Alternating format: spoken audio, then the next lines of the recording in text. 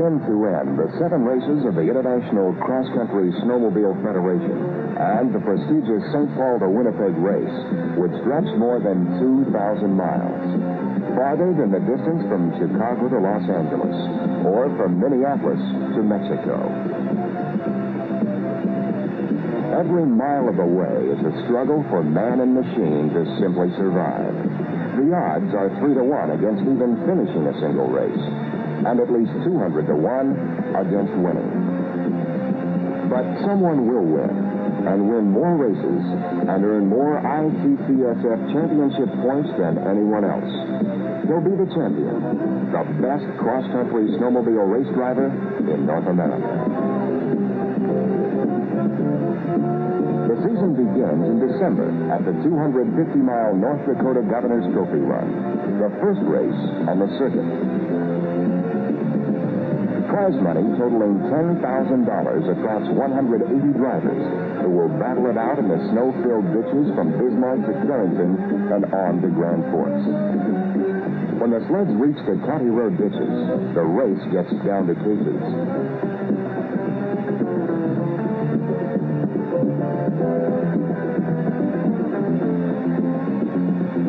Snow-covered rocks take their toll of skis, spindles, tracks, and suspensions. And by the end of the first day, 95 machines are out of the running.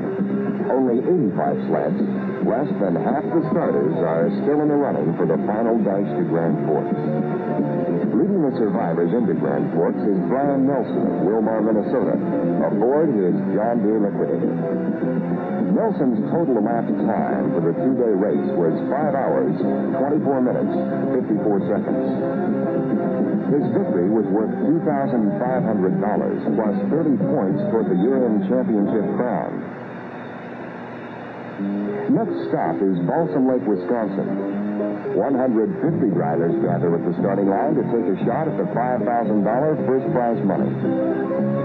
Among them is North Dakota winner Brian Nelson, who gets an assist with his equipment from mechanic Hubert Fixon. Nelson and his Enduro Team Deere teammates, as well as Team Arctic, are among the pre-race favorites.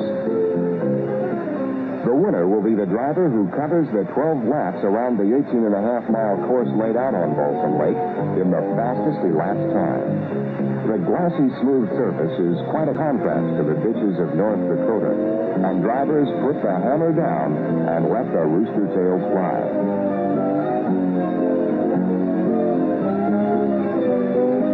Speeds in excess of 90 miles an hour are recorded on radar.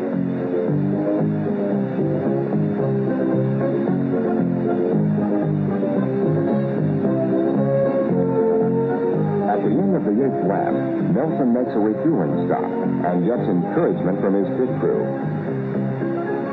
Young Steve Sperry, aboard number 58, also stops for fuel, and the two drivers hit the lap counting gates virtually tied for the lead.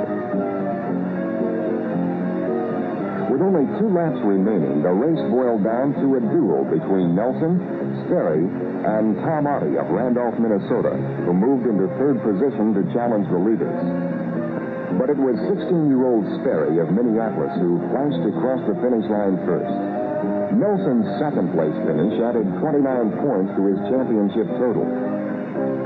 And Artie barreled his Liquidator across the line 1 minute behind Nelson. Good for 3rd place and 28 championship points. The South Dakota Governor's Cup was the 3rd stop on the circuit, a 2-day, 250-mile run from Aberdeen to Mobridge and back to Aberdeen, with a $3,000 check waiting for the winner. By race time, snow was falling heavily, snow that covered goggles and cut visibility to near zero. Snow that made ditch running softer but slower. Snow that drifted and sucked up snowmobiles, leaving drivers stranded along the course.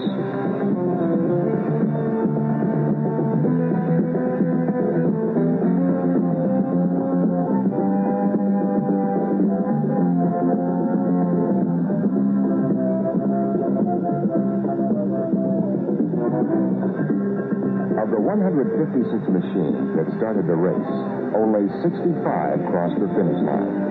And it was Chuck Anderson of Hawley, Minnesota, on a Polaris who took the checkered flag for the win.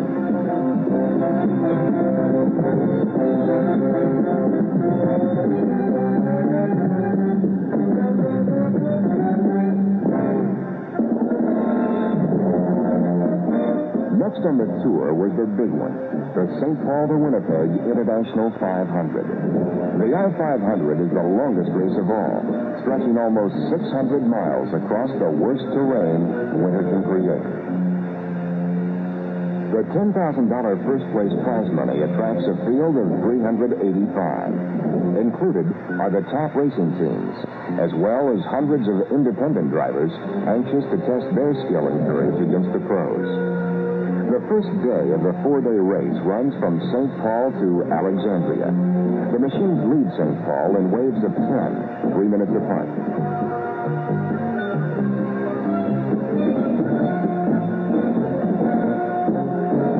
One machine, apparently suffering from indigestion, needs a little help from the driver to get going.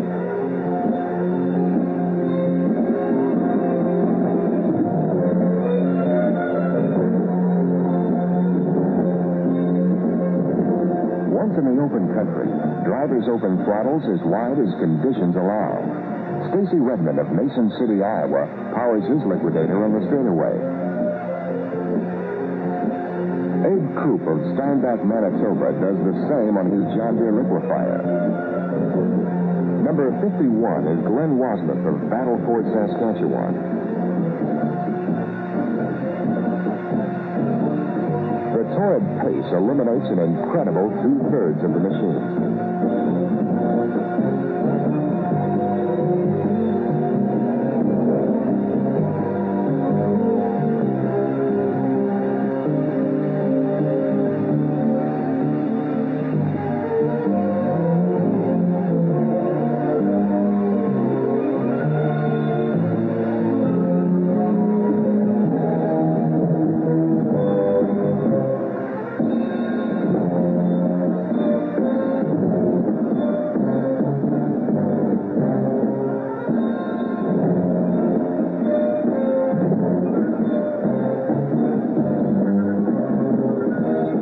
Drivers Lauren Zutz and Robert Przekwas finished 1-2 at the end of the first leg.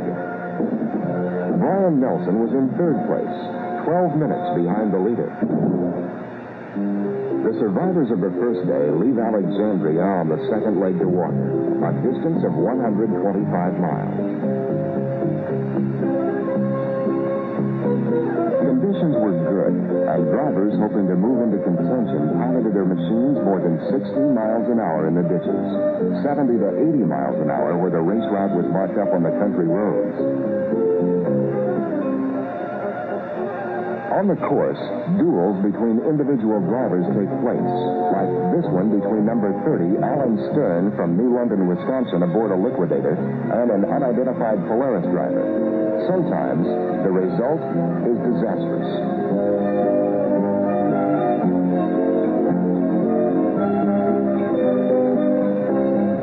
Tom Otte powers his machine through the ditches using a unique stand-up driving style, stopping only to check on another driver who crashes.